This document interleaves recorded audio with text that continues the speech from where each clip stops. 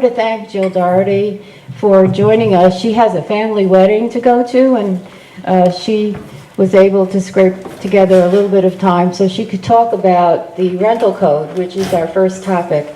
And I want to give her and the issue as much time as possible. So we're going to get started with the rental code. Jill, first of all, I know there's a new version. Would you like to tell us what the changes are? We just had the third public hearing on the rental code. So each public hearing, for those who don't know the process, once we develop a code, we have a public hearing. We listen to whoever wants to come speak, and from that we make the changes that we can. So this is the third time around. It's very minimal, and it's more of how I want to see it, where it's basically if you have a CO, which in order to get a CO, there's New York State laws, there's town codes, and it goes through the building department. And if you have a CO, you can fill out the 1.5-page application, pay the $200, which is good for 2 years, so it's $100 a year, and then you have your rental code, and you can rent anywhere from 14 days to 365 days a year. This is not. This is separate from our definition of transient rental, which is 14 days or less is a transient rental, and you're not allowed to have transient rentals in the town. So from the last public hearing we had last week, there was a couple of typos which I mentioned in the hearing that we corrected, and then the word morals was in there, and I took that out because that just didn't make sense. You know, to regulate somebody's morals, I'll let God do that. You know, so, the word didn't make sense in the context that it was. So we took that out, and then other than that, it is as it stands as of last week's public hearing, and it's going to go to vote next Tuesday at our public hearing. I mean, at our public meeting. So. Is that Wednesday? Wednesday, sorry. Yes, Wednesday the 7th is our town board meeting because election day is Tuesday. Thank you. We also have budget meetings, so we have meetings at 4 and 7, and I believe the regular meeting's at 7 after the budget meeting, Scott? I believe so. Yeah, it's at nighttime, so. We have 2, I think. Yeah, 2, 4 and 7, yeah. So it's at the 7 one. Just a quick question, are you still going through the inspection process, or does the CO give you the ability to go around? Well, if you have a CO, and everything is in order, we still have to inspect to make sure that CO is valid, and that shouldn't really, it's just a quick inspection. Whether you want to have the town do it or hire your own licensed person to do it.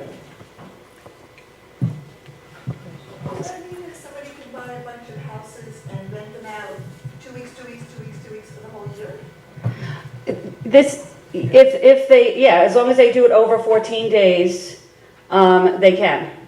This is between 14 days and 365 days, and as long as they have, the CO and everything's in order, they can. Is the parking removed? Yes. Yes. Yeah. We don't rent that house, but is it 14 consecutive days? Yes. It's consecutive. Yes. All right, I have another question. Okay. The code includes a requirement for inspections, what Pat was referring to. Will the entire property be inspected or just the rental unit? And what is the next step if a violation is found? Well, the inspection will be for the rental unit, but as we spoke in our public hearing last week, here's an example I believe Tom McCarthy brought up. If there's a pool in the backyard, so say you have a legal two-family home, and they're going to inspect, and the inspector notices there's no fence around the pool. Of course he's going to say something and say, you need to bring this up to code and get a fence, and he'll have a conversation and ask you to come in and take care of it. Any comments?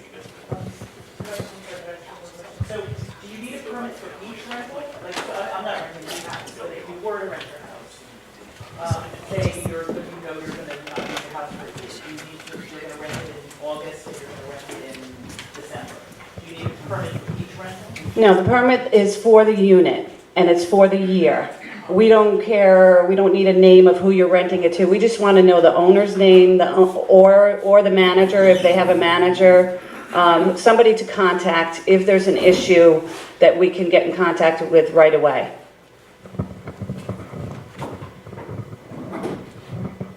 Question, if you rent it for 4 months a year, you still have to pay that full? Yes.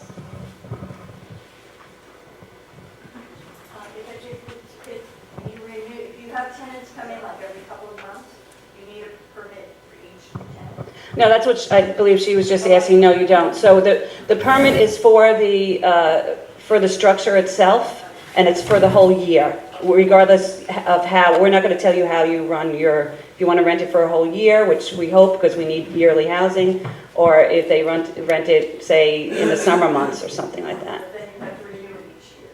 Yes. Yes. Who's enforcing this, and what are the penalties? The code enforcement department will be enforcing this. It will come out of the town attorney's office. That's where you apply, but we will also utilize the inspectors in the building department for doing inspections. And the penalties are the usual normal penalties we have with every code in the rest of the town code. I'll go over that real quick, because that's my next question. Penalties for offenses still seem onerous. It holds any person, association, firm, or corporation that violates or assists shall be guilty. Fine of $500 up to $5,000 or imprisonment for the first offense, $1,000 to $10,000 and imprisonment for the second offense, and violation for each week the violation continues. So are you going to hold any person? Is the newspaper responsible because they put an ad? Is the plumber, carpenter, or even the internet going to be liable? Why should such stiff penalties, and where else are there such penalties in other codes on the books? So this is the maximum fines that we can get in our local town code, and it is in every other section of the code. And the intent is not to, the way you say, like the internet and everything, I don't think there's a way we can, hold those people responsible. If somebody's putting an ad in the paper, we might use that as the code enforcement will use that, gather that information to build his case against the owner if there are such violations. But we're not going to go out and call up, Google or whatever. I think that there's only one in the transient rental code that we have. I think there's only one that we actually brought to Supreme Court, and we won that case. So we usually educate the people first, let them know what they have to do. If they're gonna, turn their nose up to us and keep doing it like this gentleman did, we will prosecute. But in this town, as most of you know, we don't go for the fines right away. We try to, get you to comply. We go for compliance first. Questions? We had talked at the last public hearing, I had mentioned that Section 8 and other affordables already have a inspection process. Right. B&Bs and so on.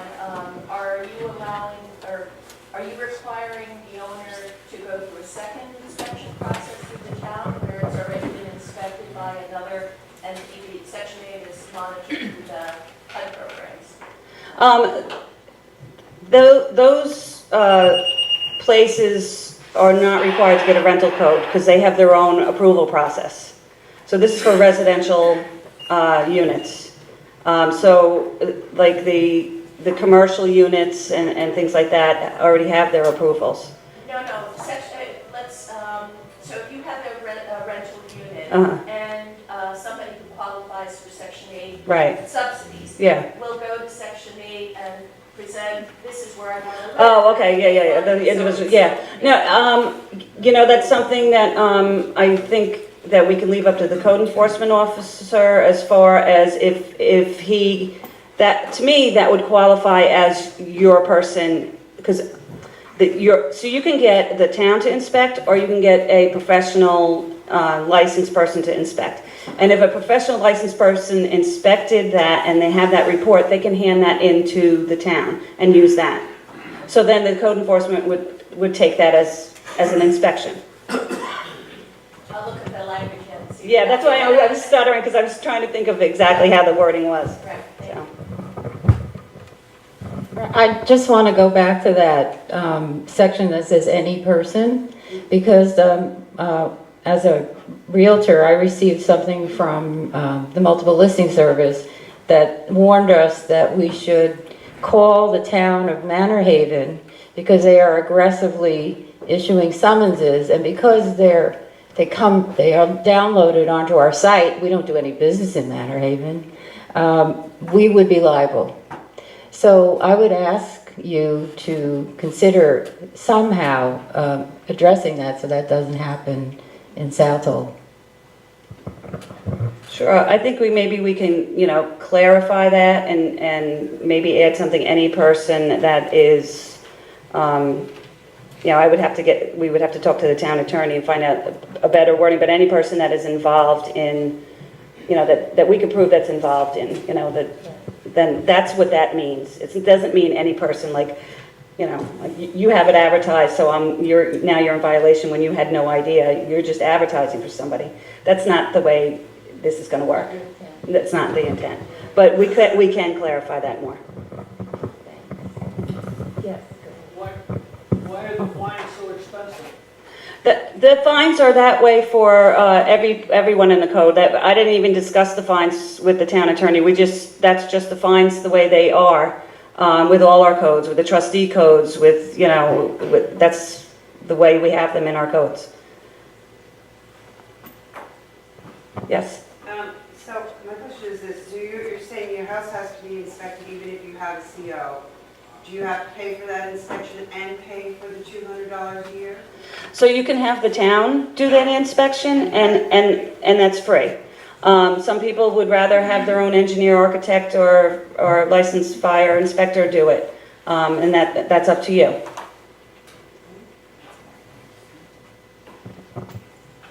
Any other questions? Yes? Is there any additional cost for inspections? Not from, And from code violations? well, if you fail the inspection and you have to upgrade, say you don't have CO detectors in every room, then you're going to have to go buy CO detectors and put them in every room. Any additional town personnel or consultants or anything like that to enforce the code? Well, we have, we are, in our 2019 budget, we have a fire marshal, and we're replacing another code enforcement that has retired, so we should have a fire marshal and 3.5 code people to do all our codes in the town. And the building inspectors are qualified to do those inspections as well. Yes? Does the town have the capacity to do all these additional inspections? Yes, it's really, in talking to other towns, it's really not as onerous as we might think, as you might imagine. And the inspections really don't take that long once we're out. They can, you know, do several in a day.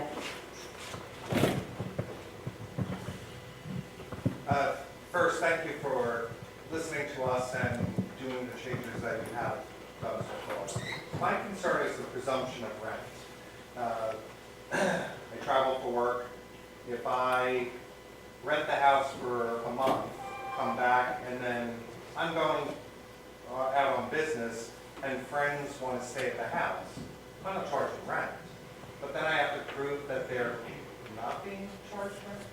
Well, you know, in most cases, we won't even know you're doing that. If there's a complaint on the house or whatever, then you just call and you just say, no, these are my friends, and, you know, I'm letting them stay there.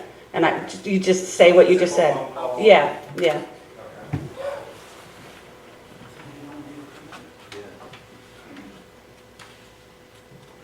Sorry, we didn't hear that.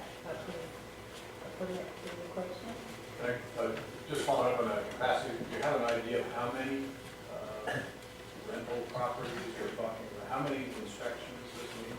What's the number? We don't have, Tens, hundreds, I think hundreds in the first phase, you know, and then as time goes along and people learn that we have a code now, it will come through. Scott threw out some numbers based on his information at the assessor's office, and, you know, we just have to wait and see.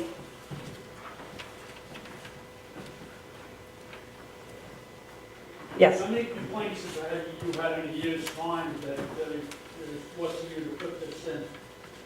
It's not so much that, we're not doing it from complaints. We're doing it because this town is growing and it's changing. So we have to keep up with the changes, and I'm worried about the safety of some of these houses.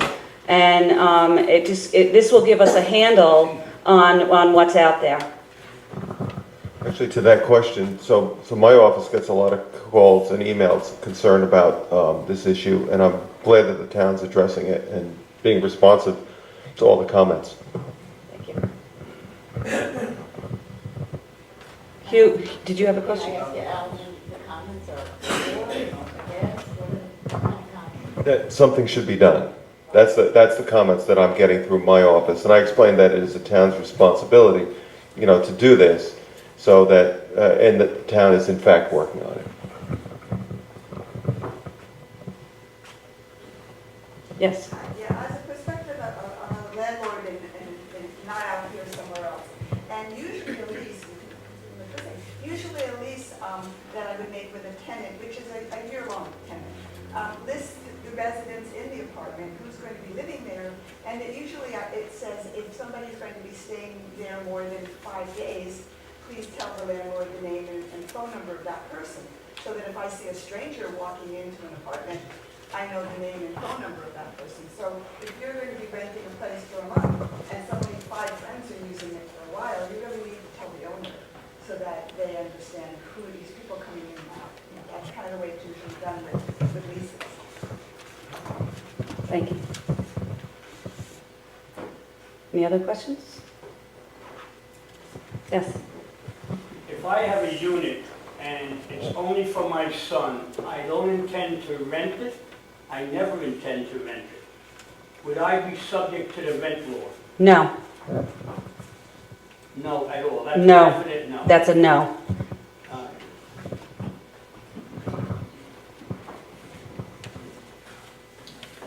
Any other questions? Yes. Is the proposed code modeled after some other towns? In other words, you had a chance to do some research on other towns, similar size, rural locations, et cetera. And if so, what towns is it modeled after? So in the research before even doing the first draft, we looked at several towns. First, of course, I went to our local towns, Southampton, East Hampton. I went to Brookhaven, around Islip, and so we did take a lot of this code from other towns.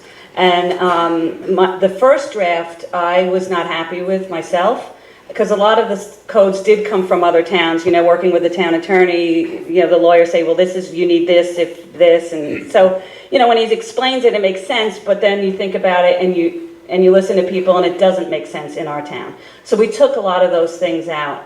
And we've spoken to all these other towns, and it works very well, and it's minimal hours that they put in for inspecting and everything, and they have a better handle on what's out there. Interestingly enough, when speaking to Shelter Island, they're thinking about doing a rental code. They have a transient rental code that 14 days and less you need a permit. So so a lot of their rules are actually more restrictive than this proposed rental code for those 14 days they want to know who's in there. They have a lot of different questions, and they want different things done to your structure. So we even looked at those kind of things too. Yes? When you first came to and presented this, one of the things was there were 2 separate issues of rental problems. One was overcrowding, and especially for first responders getting into the house and having essentially a warrant to go through, and that was very dangerous. And the other one was like an Airbnb too much turnover and too much problems. Again, do you think that this rental law actually addresses those issues, or do we have other methods to deal with those? Because it seems to me you're still going to need to use the other methods, even if they violate the rental law, and in the meantime, everybody else is subject by a new law and new penalties. So, other than finding out who's renting, what's the benefit to the rest of the public, especially landlords, for this law? So what they're doing for the transient rental law currently is still going to be in place. This will help them with their investigations on that because they'll have a list of owners of rentals. So this is, but it is a separate law from that 14-day thing. And I hope to get out of this, what we have in this town, and then it will tell us what our needs are, what age demographic our needs are for housing. We're short on housing. Families are forced to live together because we're short on housing and the job market. And it's just, I think it's something that will help overall. And it's in its most simplistic form. And, it's a start, and we'll see from there. I mean, codes, we always change codes, and if we work with this and we find out something's not working, we go back to the table and we change it. So I think it's at the point where we have to go ahead and move forward with it and work through it.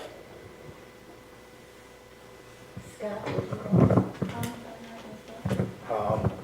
there's a mic in front of you. Yeah, just a couple of issues. First, the issue I want to resolve is whether the Section 8 review is whether that could substitute for a rental permit. My suspicion is it probably can. The issue with regard to direct responsibility or fines, Chapter 280 of the code has already established a fine schedule. One thing that people need to keep in mind is that Southold has a compliance first policy. So what we're looking for is compliance. If you can comply, if you're out of compliance and you can or you make the effort to comply, there is no fine. We only, the fine schedule, the 1,000 plus, is a Plan B. In some instances, we have to go to Plan B because we have recalcitrants that don't want to comply. And that's with any aspect of the code, not just the rental code. The issue with regard to staffing, I am proposing a fire marshal in the new budget, but I'm proposing the fire marshal whether the permit law passes or not. There's been a demand for years from the fire departments for a fire marshal. The access issues, the fire department's been very concerned for years. They have been going on calls quite often, and they've been walking into these homes that are essentially a maze of rooms. And they're having difficulty. They feel like they're putting the residents' lives at risk and their own lives at risk, so they've wanted us to address it somehow. The only way we decided we could do that legally is through an inspection, whether annual or biannual. The issue of going for warrants and everything, you're talking about case building.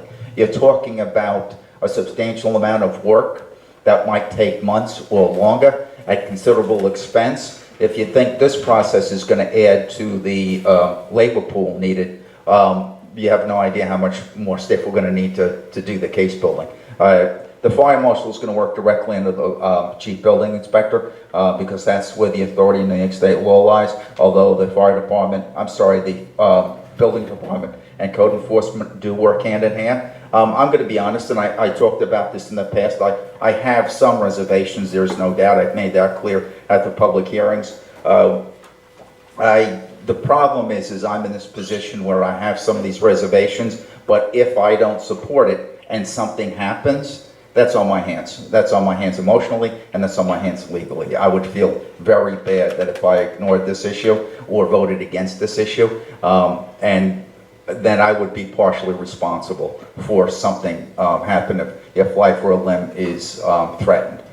The direct compliance issue or the responsibility, the reality is I understand that, look, why are you holding everybody accountable?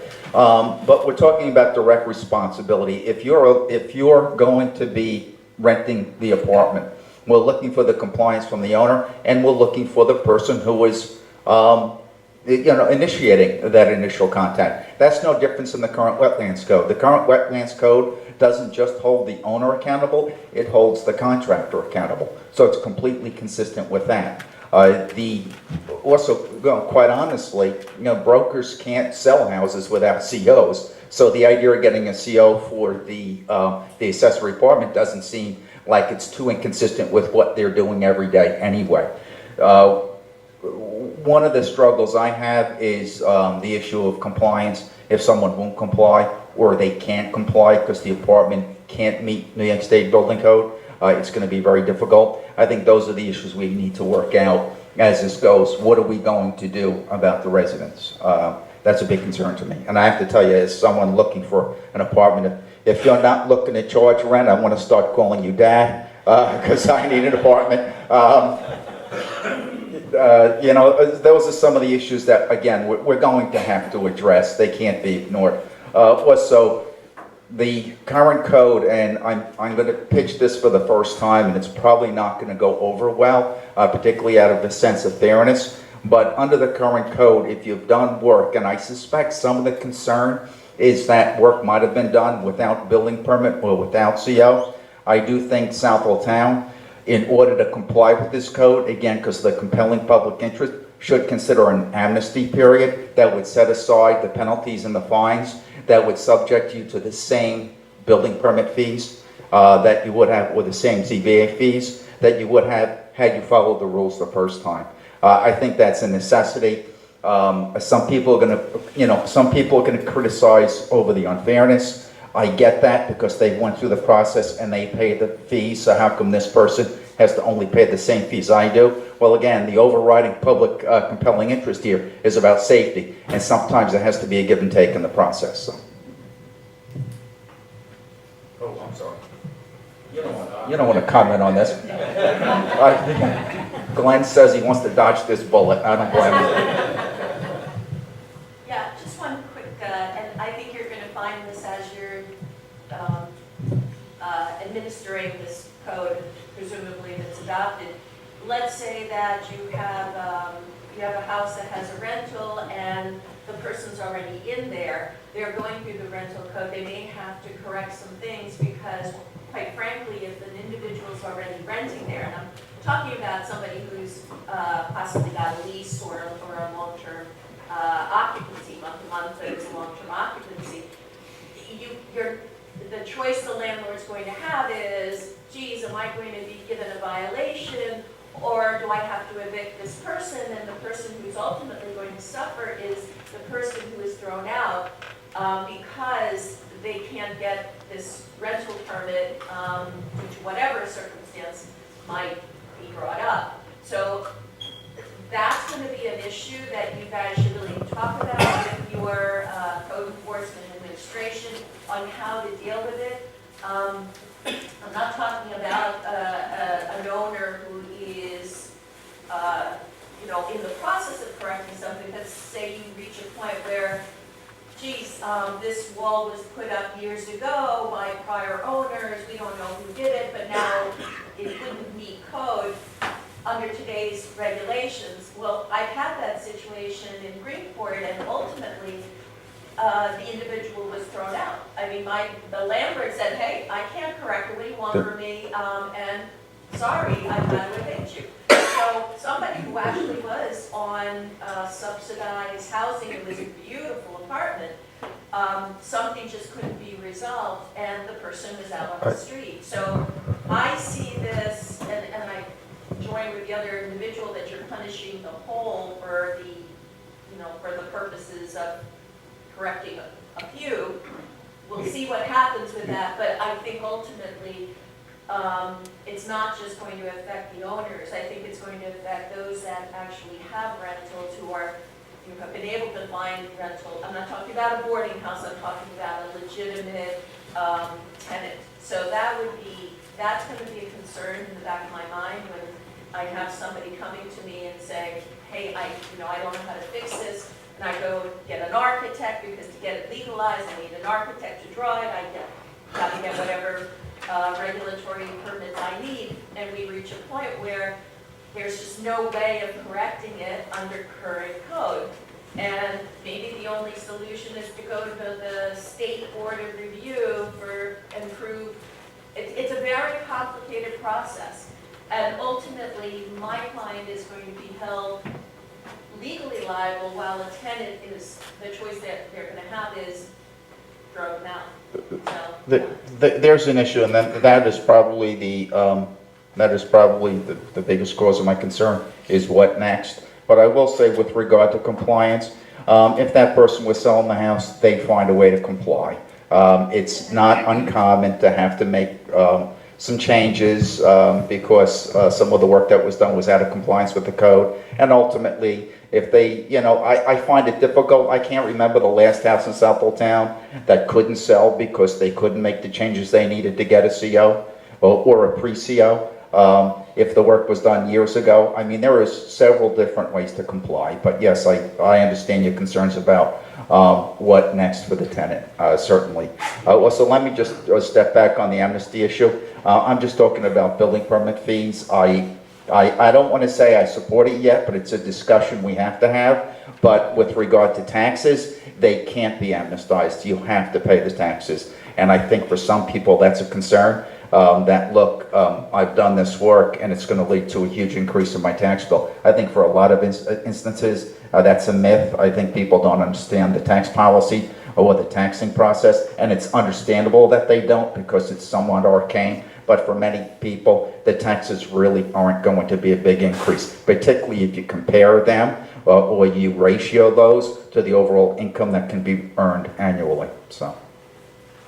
I think one of the issues with taxes is, look at your tax bill, because usually the assessors have identified whatever you've done and assessed you, whether you have a building permit or not. So I've seen lots of assessments that they look at it and they don't care that you have a permit or not. If it's there, they're going to assess it. Right. The assessors are compelled by New York State law to assess the inventory that's in place, whether the CO's been issued or not. In fact, we do issue partial assessments for, well, we don't anymore because I don't.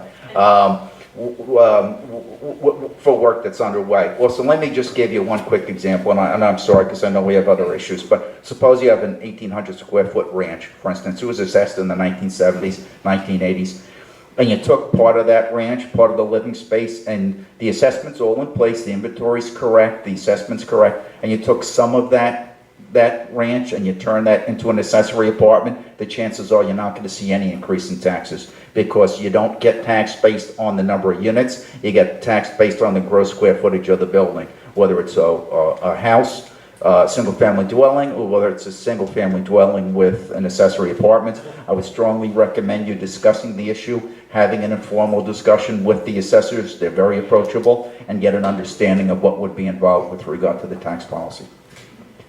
All right, we're going to just take one more question because I promised Jill she could go to that wedding. Okay, I hope you enjoy yourself. Everything I've heard here, I kind of agree with almost 100%. But there's one aspect that I think is missing. The reason that I look at it is from a tenant's point of view. And everything I've heard here is from a broker's point of view, an owner's point of view, a town's point of view. But anyone here who has a family or spouse that's going to another community and wants to rent a place for 3 months or 4 months would like to go into a place that's safe, that has a smoke detector, that electrical work is fine, that the air conditioner when they put it on is not going to overload the system, and the house isn't going to burn down.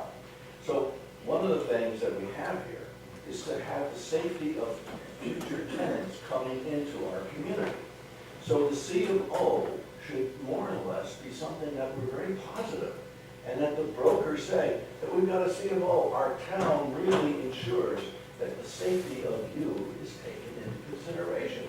From a tenant's point of view, it should be something of a plus. It should be something that we market, that we have a very positive attitude toward our guests, our community. Whether it's you're here for 4 months, or you're here for 8 months, or you're here for 2 years. And I think that's what we should think of as a Very, very good suggestion, and I do think that we all agree with the goal of safety in the town. Absolutely, absolutely. I'd just like to end with a question that doesn't need to be answered, but that is asking you all to think about, is there a less expensive, less bureaucratic, less onerous, a better way to accomplish what you want to accomplish? So Jill, thank you so much. Happy wedding. Thank you. That was very well said, because that's where I'm coming from. I'm a tenant myself. And, you know, before I moved in, my landlord was redoing the house, and it was in the process, and Gary Fish was still working for the town, and he came in and he did the inspection. And I was pleased. He said, "Oh, you have more than enough here. You didn't need one here, but you have one here." And I'm like, "Okay, this is good. You know, more is good in respect to safety." But I want to thank everybody for being involved in this process, being patient, and being honest with us. This is how good law, good code is written. I don't. You know, I'm not ignorant to this. I don't expect this to be smooth sailing. We are going to have the bumps. We are going to, but you know, you have to work through them. The town is not, you know, they're going to, if somebody needs to comply and the person can live in that place while they're working with the town and complying, of course, we're going to let that happen. You know, if it's an extreme safety, asbestos or something where they have to get out, that's, you know, I mean, but that's not something that we're inspecting with a CO, but if that's, the landlord finds that, we'll help them get that process going. So we're here to help, and we're here to, you know, make it a nice, safe place to live. And again, thank you everybody for your time and your participation in this.